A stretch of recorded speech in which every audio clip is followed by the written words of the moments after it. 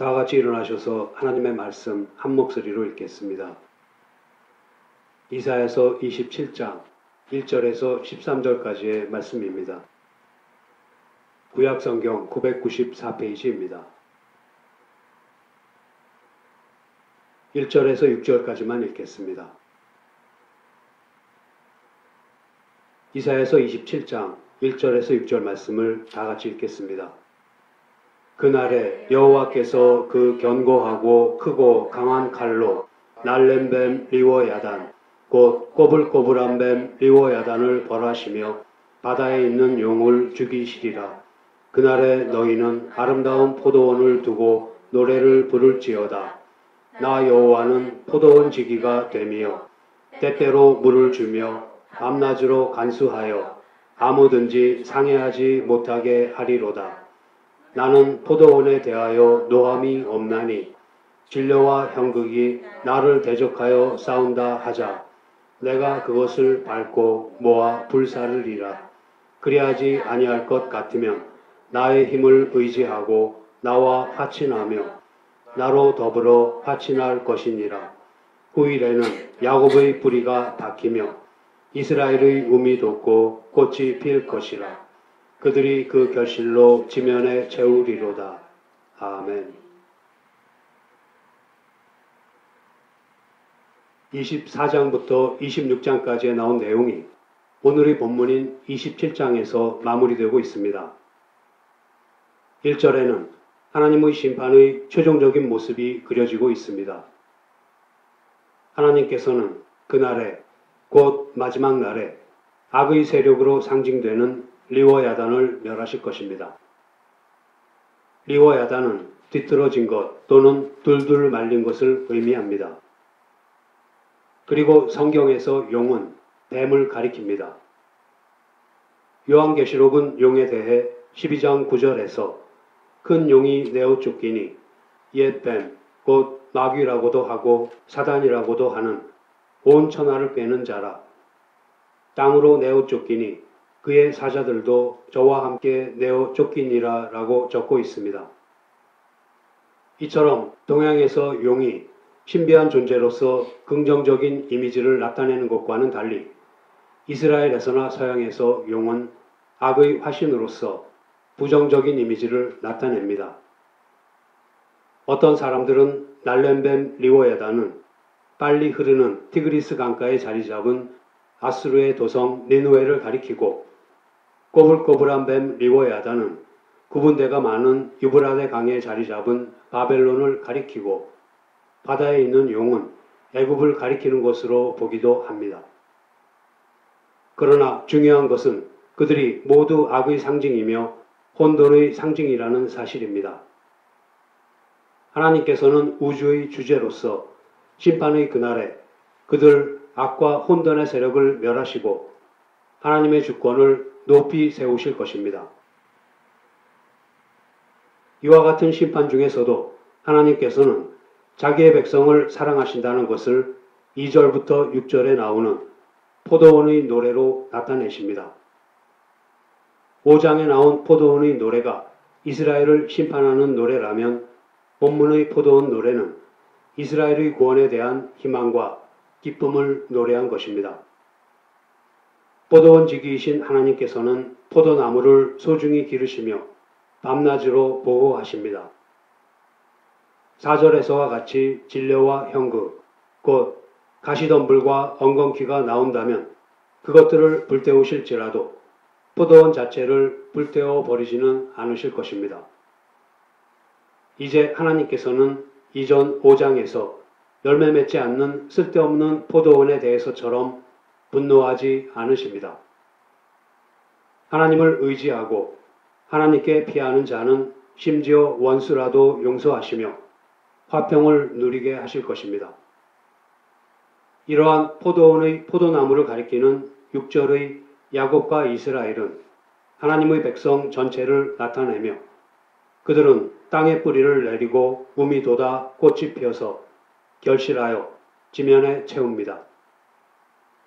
여기서 지면에 채운다는 말은 복음에 의해 유대인과 이방인의 장벽이 무너지고 하나님의 나라가 온 땅에 충만하게 되는 것을 말합니다. 포도원의 비유를 통해 하나님의 백성에 대한 사랑과 관심을 나타낸 이사야 선지는 이어서 그들을 백성답게 만드시기 위한 하나님의 징계에 대해 이야기합니다. 7절부터 9절이 말하는 대로 하나님께서는 대적을 철저하게 심판하시는 것과는 달리 택하신 백성은 회개할 수 있을 정도로만 적절하게 심판하십니다. 왜냐하면 이방 나라에 대한 징계는 심판이 그 목적이지만 이스라엘에 대한 징계는 회복이 목적이기 때문입니다. 이처럼 징계는 하나님의 거룩하심에 참여하도록 하는 훈련 과정인 것입니다.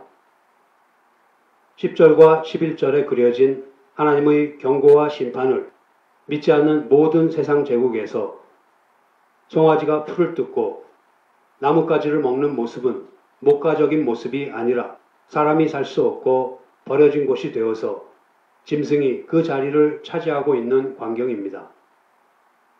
그리고 버려진 나뭇가지를 주어 땔감으로 활용하는 여인들의 모습도 그곳이 폐허임을 보여줍니다.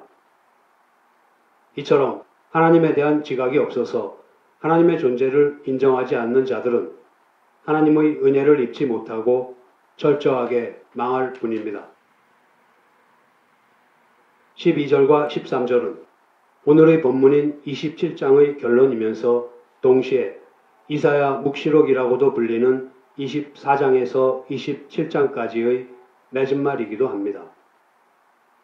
이스라엘 포로들은 유브라데 강을 건너 포로로 잡혀간 아수르로부터 그리고 애굽 시내를 건너 쫓겨간 땅 애굽으로부터 모여들 것입니다.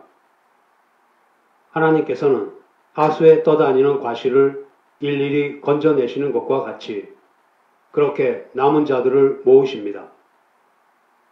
그날에 하나님께서 예루살렘 성산을 회복하십니다.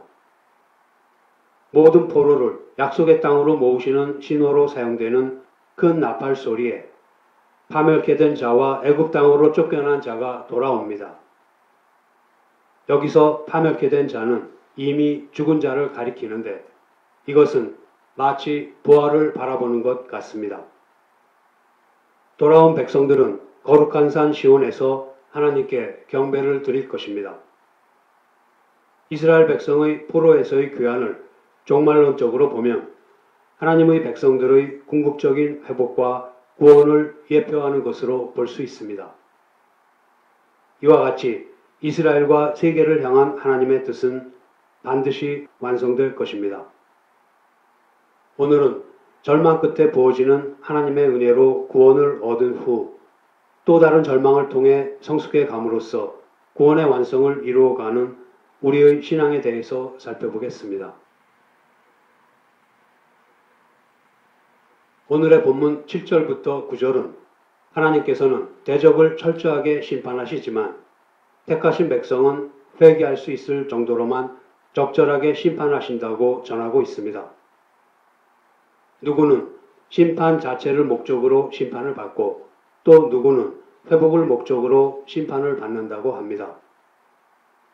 그렇다면 그 차이는 어디에서 오는 것입니까? 그것은 바로 믿음입니다. 하나님께서는 택하신 백성에게 믿음을 은혜로 주십니다. 그리고 그들은 은혜로 인해 믿음으로 말미암아 구원을 얻습니다. 그런데 그 은혜는 절망의 끝자락에서 주어집니다. 왜냐하면 우리는 우리 자신을 스스로가 책임질 수도 더욱이 구원할 수도 없다는 사실을 진정으로 깨닫기 전에는 구원을 주시는 하나님을 바라보지 않기 때문입니다. 절망을 통해 은혜를 입어야 비로소 우리는 하나님 앞에 나아가게 됩니다. 이와 같은 구원은 삼위일체 하나님의 역사입니다. 우리의 구원은 성부 하나님의 은혜, 성자 하나님의 은혜, 그리고 성령 하나님의 은혜로 이루어지는 것입니다. 죄로 완전히 타락하여 스스로 하나님을 찾아갈 수 없는 인간이 하나님께 나아와서 구원을 얻게 되는 단계는 다음과 같습니다. 하나님께서는 먼저 우리를 부르시고 중생시키시고 회심시키시고 믿음을 주십니다. 의롭다 하시며 양자 삼으시고 성화시키시며 구원 얻은 성도를 끝까지 끌고 가십니다. 그리고 마지막에 영화롭게 하십니다. 이 구원의 단계는 시간적으로 발생하는 순서라기보다는 논리적인 순서입니다. 모든 단계가 동시에 주어지지만 시간 속에 사는 우리에게는 그것이 단계별로 성취되는 것처럼 느껴질 뿐입니다. 실상은 모든 단계가 동시에 성취되어 구원에 이르는 것입니다. 부르심에는 일반적인 부르심과 효과적인 부르심이 있습니다. 사람은 누구나 복음을 들을 수 있는 기회가 주어집니다. 이것이 일반적인 부르심입니다. 일반적인 부르심은 사람을 회심시킬 수 없습니다. 그러나 효과적인 부르심을 받으면 그 부르심을 받은 사람은 성령의 부르심을 거역할 수 없습니다. 효과적인 부르심을 받은 사람은 반드시 중생하게 됩니다. 중생은 위로부터 난다라는 뜻인데 중생하면 죄로 물들어서 육신의 생각만 따라가다가 하늘의 것을 사모하고 신령한 것을 사모하게 됩니다. 중생한 사람은 회심하게 됩니다. 회심은 하나님을 두려워하여 우리 자신과 세상으로부터 방향을 바꾸어서 하나님께로 완전히 돌아서는 것을 말합니다. 회심한 사람에게는 믿음을 주십니다. 믿음은 하나님의 선하심을 확실하게 아는 지식입니다. 믿음은 성령의 역사로 말미암아 우리가 성경의 교훈을 지적으로 깨닫고 의지하며 순종하게 되는 것을 말합니다. 의롭다 하심, 곧 칭의는 우리가 의로워졌다는 뜻이 아니라 의롭다고 봐주시는 것입니다. 그리스도께서 죽음의 순종을 통해 얻으신 의를 우리에게 전가하여 우리로 하여금 하나님 앞에서 죄인이 아니라 의인인 것처럼 나타나게 한 것입니다. 양자됨은 의롭다함을 받은 우리들이 하나님의 가족이 되는 것을 말합니다. 그래서 우리는 하나님을 아버지라고 부를 수 있으며 하나님의 기업을 물려받게 됩니다. 하나님의 부르심을 받고 중생하고 회심한 후 믿음을 선물로 받아 칭의를 얻고 양자가 된 사람은 그 신앙생활이 계속해서 성숙해져야 합니다. 옛사람은 죽고 점점 새 사람이 되어가는 것이 성화입니다. 우리는 신분에 있어서는 의인이지만 수준에 있어서는 여전히 죄인입니다. 따라서 우리는 죽을 때까지 성화되어야 하며 죽을 때에야 비로소 성화가 완전히 이루어집니다. 이 구원의 사정에 있어서 모든 단계는 우리에게 거저 주시는 것이지만 성화는 우리의 책임과 노력이 절대로 필요합니다. 물론 그것은 하나님의 은혜에 근거한 책임과 노력입니다. 효과적인 부르심에 의해 구원받은 사람은 그 구원이 도중에 취소되지 않고 끝까지 구원을 받게 됩니다. 이 성도의 견인에 의해 우리는 신자도 범죄할 수 있지만 성령님의 돌보심으로 회개하며 구원을 잃어버리지 않는다는 것을 확신하게 됩니다. 마지막으로 영화롭게 되는 것은 구원의 모든 과정의 완성입니다.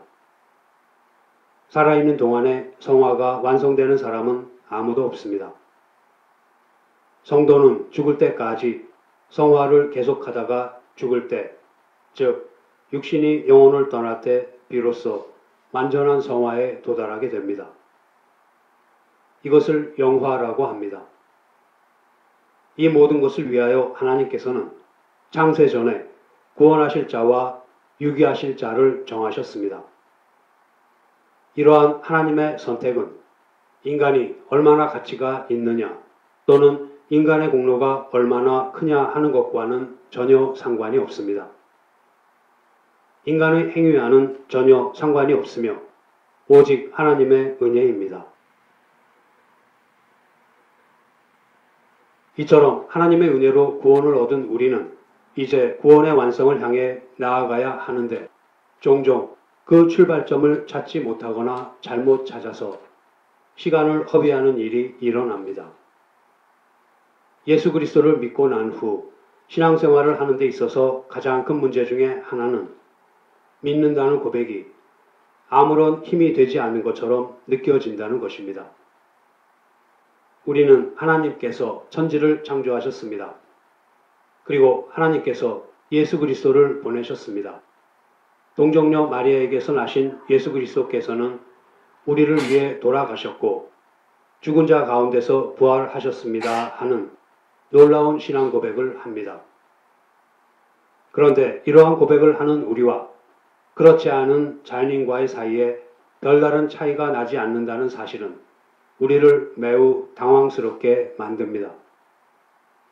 우리가 자연인과 다른 점은 단지 교회에 출석하는 정도에 지나지 않는다는 생각을 떨쳐버릴 수가 없습니다. 성경에서 말씀하시는 대로 진실되게 하나님을 믿고 살자고 다짐하지만 정작 그렇게 살려고 하면 마음대로 되지 않는 것이 신앙생활입니다. 이와 같은 문제의 근본적인 원인은 신앙생활의 출발점이 틀렸다는 데에 있습니다. 그리고 신앙생활의 출발점이 틀리게 된 이유는 신앙의 기초가 잘못 놓여진 데에 있습니다. 하나님께서는 살인하지 말라고 명하셨습니다. 우리 모두는 이 말씀이 옳다는 것에 동의합니다. 그런데 그 동의하는 이유가 단지 사람을 죽이는 것은 옳지 않다는 데에만 있다면 그것은 윤리와 도덕이지 기독교가 아닙니다. 기독교는 우리의 이해의 대상이 아닙니다. 우리에게 믿음이 요구되는 것은 적지 않은 경우에 설명되거나 이해될 수 없는 부분이 있기 때문입니다. 바로 이 부분을 어떻게 받아들이냐에 따라서 신앙의 기초가 달라집니다. 만일 어떤 사실을 이해할 수 있기 때문에 믿는다면 그것은 신앙이 아니라 학문이며 인간의 지식에 불과합니다. 이처럼 우리의 이해 위에 신앙을 세우려고 하는 것이 문제입니다. 앞서 이사야서 6장에서 이사야 선지가 받은 사명이 이 사실과 관련이 있습니다. 그가 받은 사명은 가서 이 백성에게 이르기를 너희가 듣기는 들어도 깨닫지 못할 것이요 보기는 보아도 알지 못하리라 하여 이 백성의 마음으로 둔하게 하며 그 귀가 막히고 눈이 감기게 하라. 염려컨대 그들이 눈으로 보고 귀로 듣고 마음으로 깨닫고 다시 돌아와서 고침을 받을까 하노라 하는 것입니다. 이 내용을 사도 바울은 고린도전서 2장 1절부터 5절 말씀에서 이렇게 전하고 있습니다.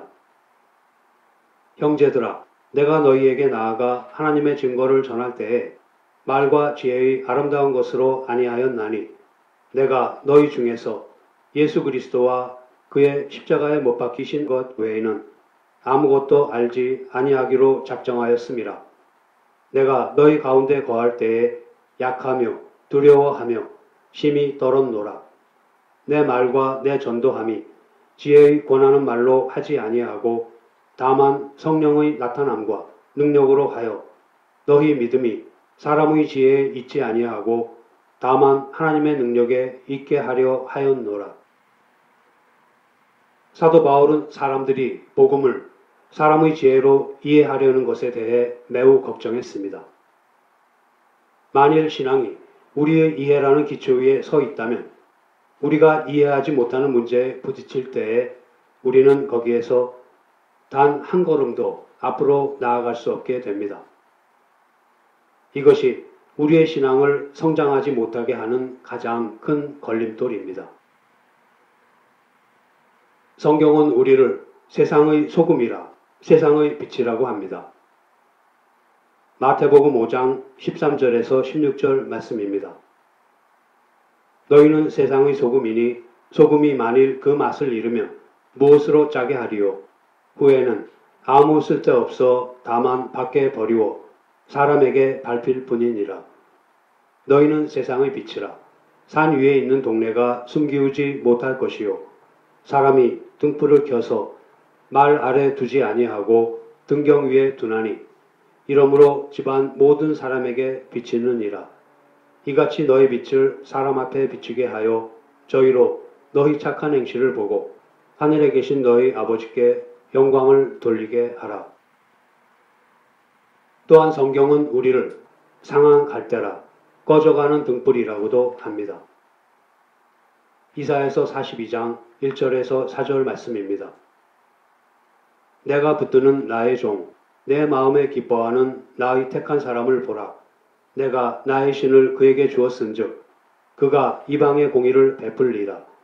그는 외치지 아니하며 목소리를 높이지 아니하며 그 소리로 거리에 들리게 아니하며 상한 갈대를 꺾지 아니하며 꺼져가는 등불을 끄지 아니하고 진리로 공의를 베풀 것이며 그는 쇠하지 아니하며 낙담하지 아니하고 세상에 공의를 세우기에 이르리니 섬들이 그 교훈을 앙망하리라. 갈대가 피어나는 땅은 황무지이며 농사를 지을 수 없는 버려진 땅, 저주받은 땅입니다. 그 저주받은 땅에서 자라난 갈대가 꺾여 있다는 것은 더할 수 없이 저주받은 모습을 나타냅니다. 성경은 하나님을 떠나서 저주받은 자리에 부패되어 있는 죄인들의 모습을 이와 같은 상한 갈대로 묘사하고 있습니다. 그런데도 하나님께서는 그것을 꺾지 않으시고 뽑아버리지 않으신다고 합니다.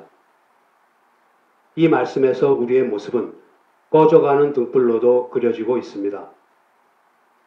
기름이 떨어지면 등불은 꺼지게 되는데 바로 꺼지는 것이 아니라 심지가 모두 타고 난 후에야 완전히 꺼지게 됩니다. 심지가 타는 동안에는 매캐한 연기와 냄새가 날 뿐입니다. 그냥 놔둔다면 자연히 꺼지게 될 심지이지만 하나님께서는 그 심지를 끄지 않으신다고 합니다. 끄지 않으신다는 것은 꺼져가도록 놓아두지 않으신다는 뜻도 됩니다. 여기에서 우리는 세상의 소금이며 세상의 빛이라는 상태와 상한 갈대이며 꺼져가는 등불이라는 상태 사이의 간격에 대해서 생각해 보려고 합니다. 그들 사이의 간격은 너무나도 커서 그 간격을 메우는 일은 불가능하게만 보여집니다. 이것은 또 하나의 절망입니다. 이 절망이 우리가 처음 주님을 만났을 때와 다른 점은 그것이 이제는 신앙의 성숙을 위한 절망이라는 점입니다. 이 절망 앞에서 우리는 갈등하게 됩니다.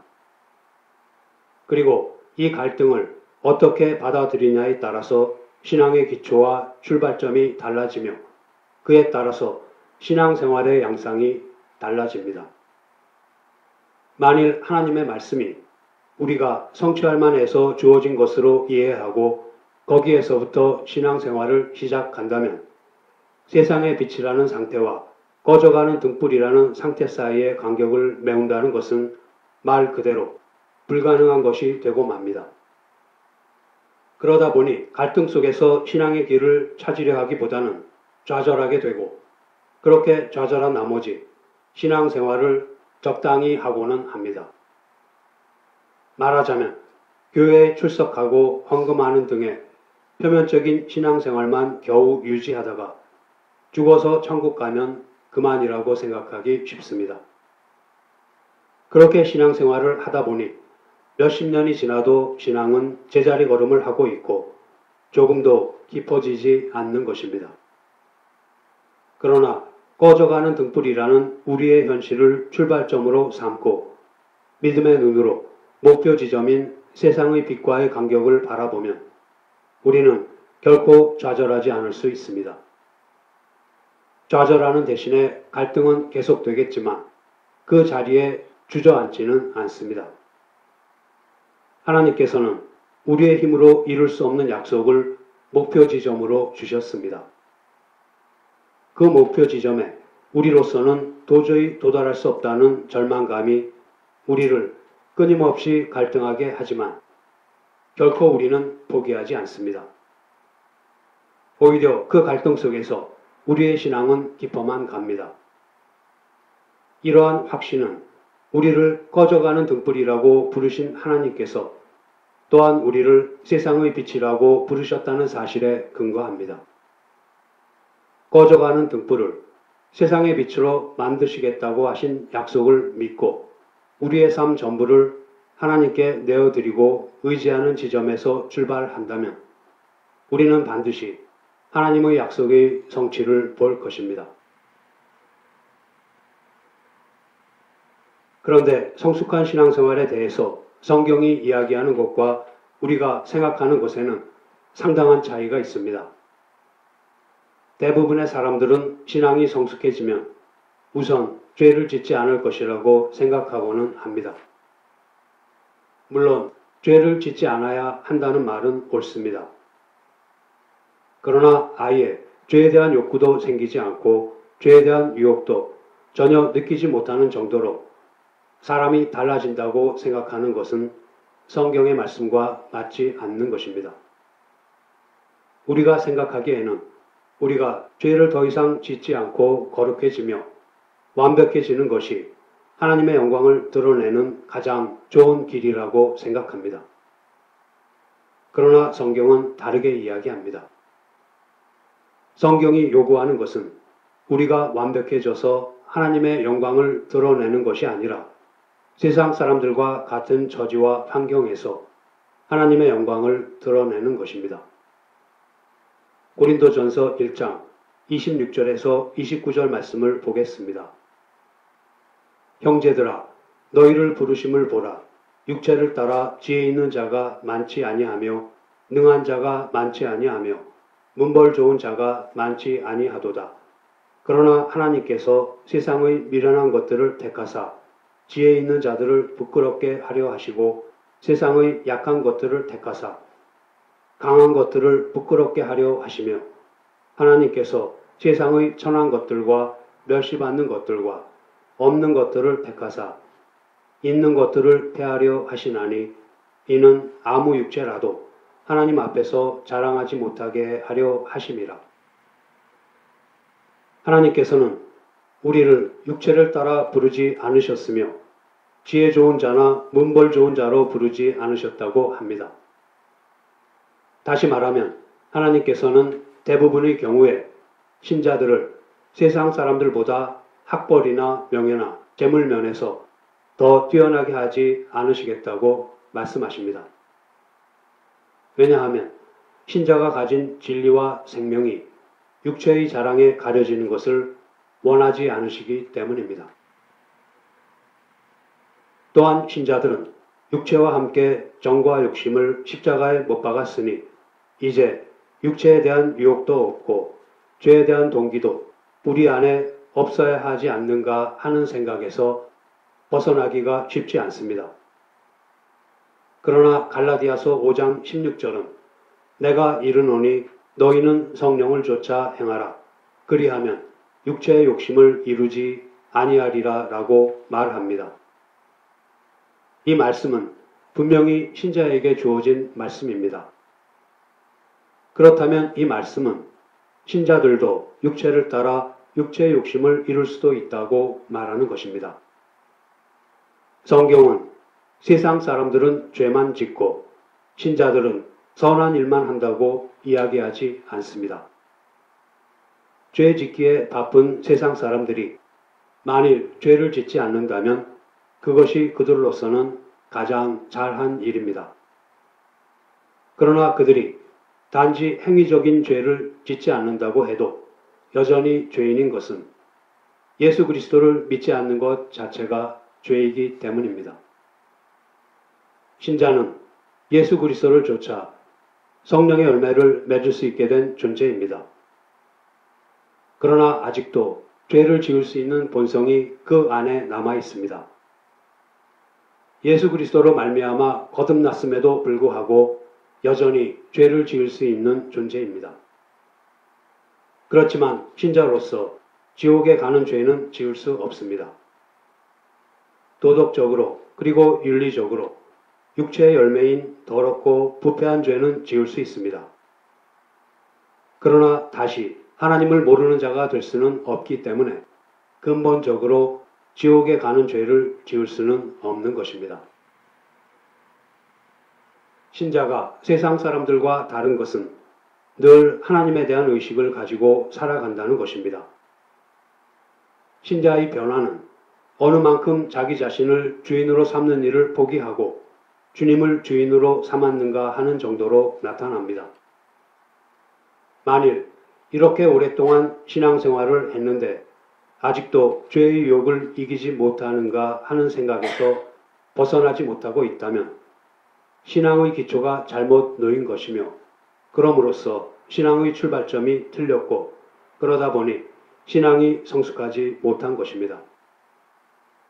우리는 스스로 죄를 이기는 존재가 되는 것으로가 아니라 우리 자신의 연약함을 깨닫고 그럴수록 주님을 더욱 의지하는 것으로 나아가는 것이 성숙한 신앙생활입니다. 스스로 죄를 이길 수 있다고 생각하는 데에서 출발하는 사람은 결코 하나님의 나라에 이르지 못할 것입니다. 우리는 꺼져가는 등불임을 잊지 말아야 합니다. 하나님께서 꺼져가는 등불을 끄지 않으시겠다고 하신 약속에 의지해서 하나님, 이제 심지가 거의 다 타버렸으니 꺼지지 않게 도와주십시오 라는 기도를 할 수 있어야 합니다. 그와 같은 약속을 하신 하나님의 능력과 뜻에 우리의 삶을 맡겨가는 만큼 우리의 신앙은 성숙해지는 것입니다. 이제 말씀을 마치겠습니다. 하나님께서는 하나님을 대적하는 자들을 철저하게 심판하십니다. 그러나 택하신 백성은 회개할 수 있을 정도의 적절한 심판을 통해 회복시키십니다. 심판을 통해 멸망하거나 회복하거나의 차이를 만드는 것은 바로 믿음입니다. 남은 자들은 하나님의 은혜로 인해 믿음으로 말미암아 구원을 얻습니다. 그와 같은 하나님의 은혜는 절망의 끝자락에서 주어집니다.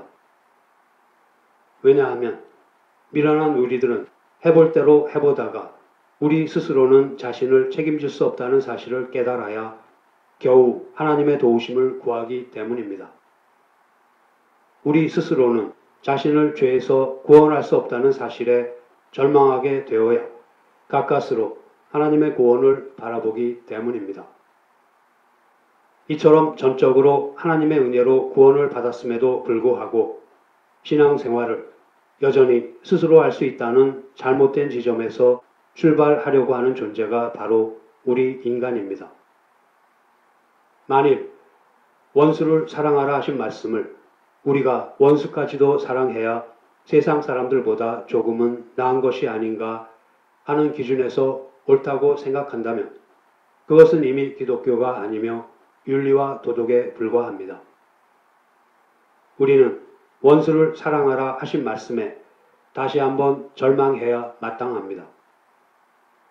우리는 원수를 사랑할 수 없다는 것을 스스로가 너무나도 잘 알고 있습니다.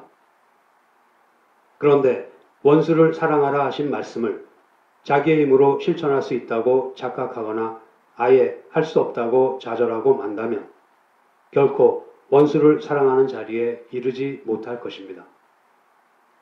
그것은 신앙의 기초가 잘못 놓였고 신앙의 출발점이 틀려서 목적지에 다다를 수 없기 때문입니다. 그러므로 우리는 절망하되 우리에게 원수를 사랑하라 하신 하나님께서는 우리가 그렇게 할 수 없는 존재라는 것 역시 너무나도 잘 아신다는 사실을 기억해야 합니다. 이것이 우리 신앙의 올바른 기초이고 출발점입니다. 원수를 결코 사랑할 수 없는 우리를 원수를 기꺼이 사랑하는 자리로 인도하시겠다는 하나님의 약속을 믿고 우리의 삶을 그 손길에 맡기는 만큼 우리의 신앙은 성숙해지는 것입니다. 성도 여러분, 꺼져가는 등불을 끄지 않으시겠다는 하나님의 약속을 붙들고 그 꺼져가는 등불을 세상의 빛으로 변화시키시는 하나님의 능력과 방법에 우리의 삶 전부를 맡김으로써 성숙한 신앙인의 길을 걸어가는 저와 여러분이 되기를 소원합니다. 기도하시겠습니다. 하나님 아버지, 절망의 끝자락에서 베푸신 은혜로 인해 믿음으로 말미암아 저희들이 구원을 얻었습니다. 그 후에 다시 한번 허락하신 절망을 통해 온전한 신앙의 기초를 놓고 그에 따르는 올바른 출발점에서 신앙생활을 시작하게 하여 주심을 감사드립니다. 그렇게 하심으로써 인간의 이해와 납득이라는 올바르지 못한 기초 위에서 스스로의 힘으로 할 수 있다는 마음으로 신앙생활을 잘못 시작하거나 아예 신앙생활을 포기하고 마는 잘못을 저지르지 않게 하여 주심을 감사드립니다. 이처럼 구원을 위한 절망 뒤에 또 신앙의 성숙을 위한 절망을 통한 은혜를 베푸시니 그 풍성하신 은혜 가운데에서 저희들의 삶 전부를 주님께 맡겨갈 수 있게 해 주시기를 원합니다. 그리하여 저희들 스스로 저희들의 주인됨을 포기하고 주님을 진정한 주인으로 모심으로써 더 깊은 신앙 속으로 걸어 들어가는 저희들이 되게 하여 주시옵소서. 우리 주 예수 그리스도의 이름으로 기도드립니다. 아멘.